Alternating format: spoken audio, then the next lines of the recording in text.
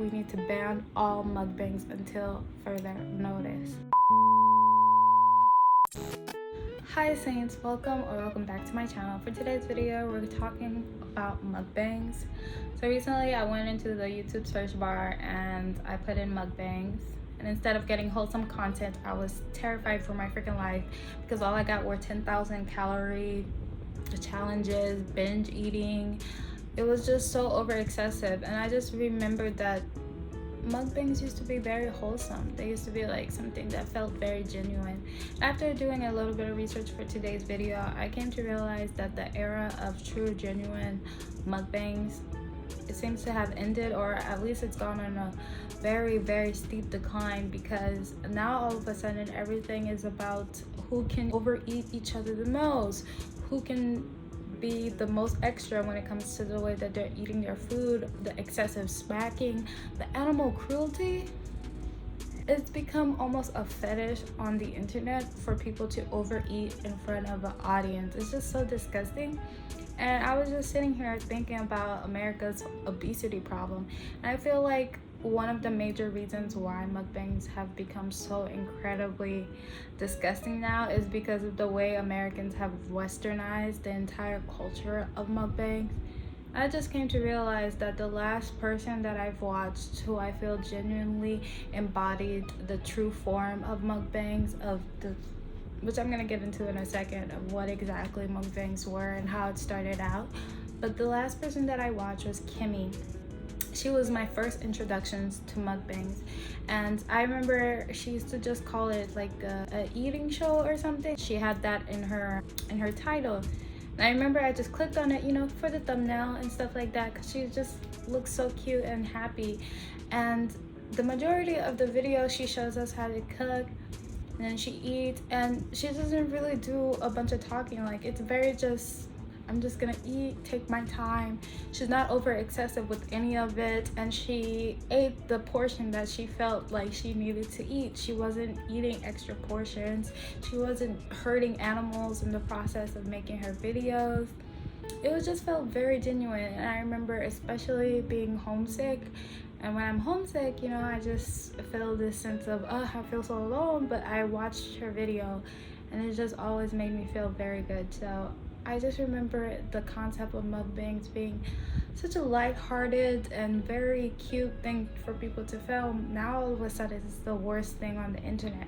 Like, I can't imagine anything more disgusting than American mukbangs. Like, it's greasy, it's nasty.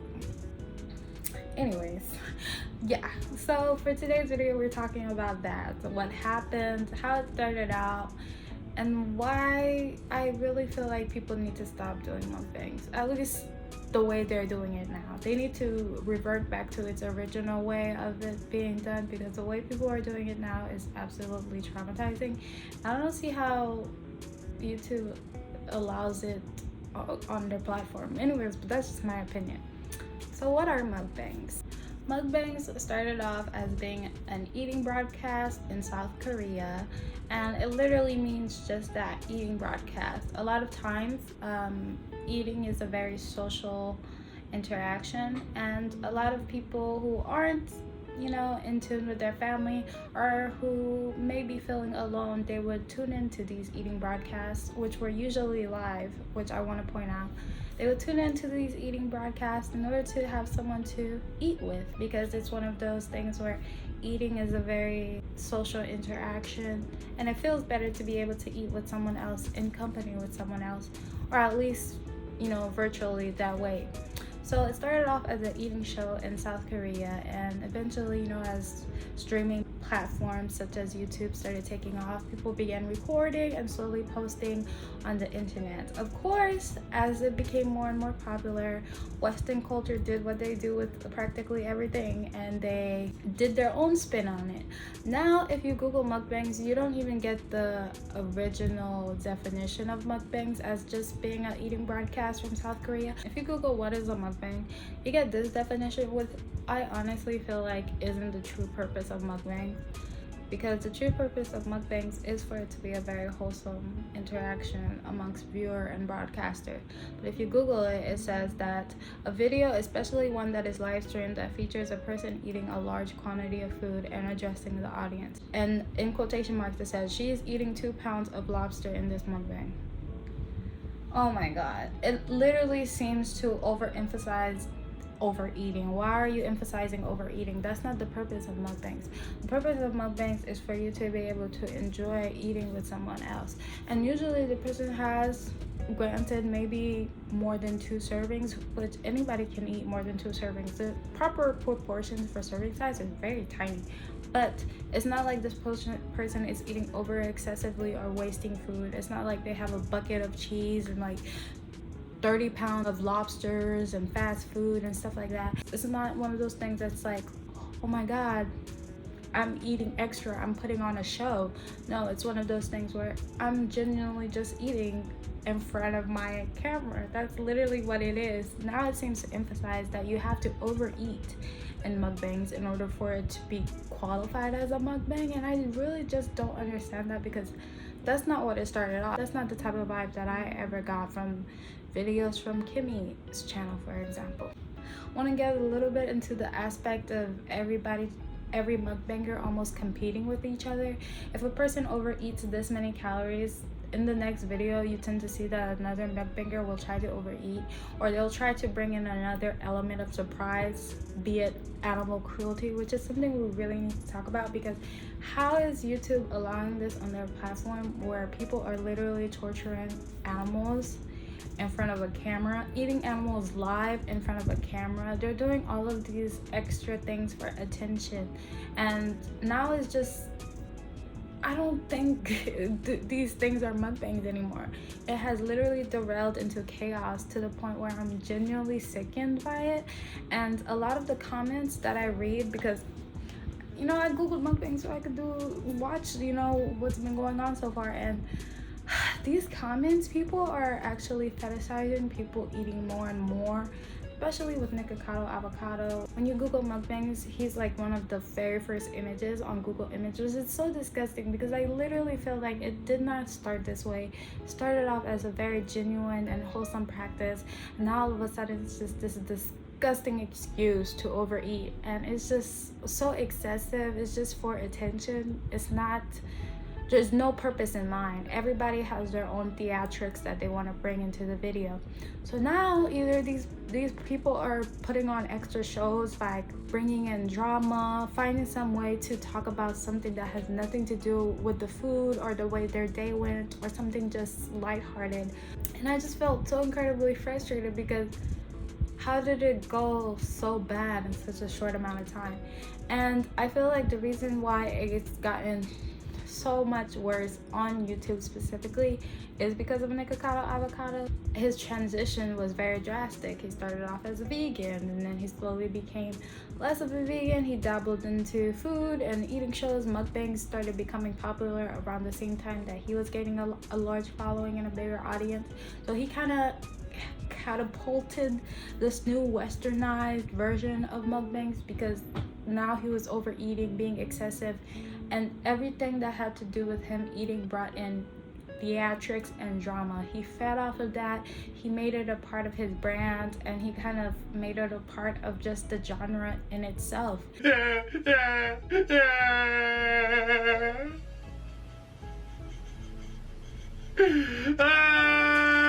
And it's just so disgusting, because this man has like 3 YouTube channels, eating every single day, and then he's just it's just so, I just don't understand it. Like, it's literally, my brain is trying to compute what the heck is going on, and like, how is this still allowed?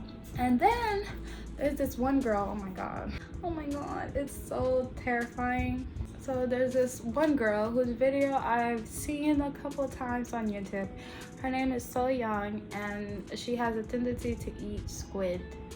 live, or really any animal from under the sea, I feel like Little Mermaid would die of a heart attack if she saw what the heck was going on.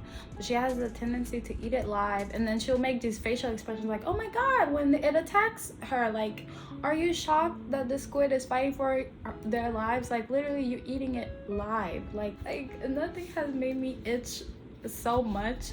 Like, I made the thumbnail for today's video and I almost threw up. Like, it was so hard for me to get through. Like, and then beyond all of these terrible aspects, there's the part of wasting food. And I've noticed that more so on TikTok's platform, with people doing mukbangs on TikTok. They tend to waste a lot of food, and I just hate that so much. I really can't handle people wasting food, especially with what I've seen, knowing how bad certain things is. I feel like you should always be grateful and always portion your food for the right amount. Like, are you telling me that your audience won't watch your videos anymore because instead of buckets of cheese you have 1 cup of cheese? Like, is that really what you're telling me right now? Because I don't believe it. I just don't understand how this is still a thing. I feel like Westerners in general just need to ban whatever version of mukbangs that they started, because this is not cute. This should not be a trend.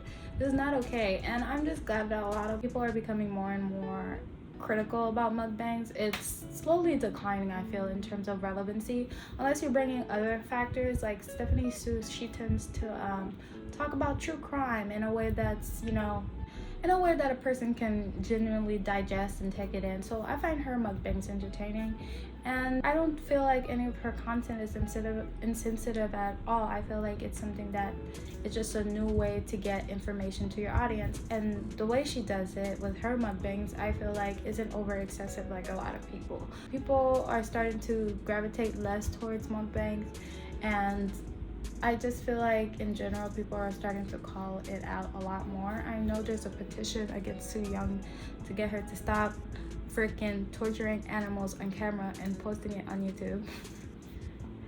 Oh my god, bro, I can't. This topic is just something that really triggered me. Like, every aspect of it just made me so angry. I just wanted to really get that off my chest really quickly. So this video is like a commentary / rant.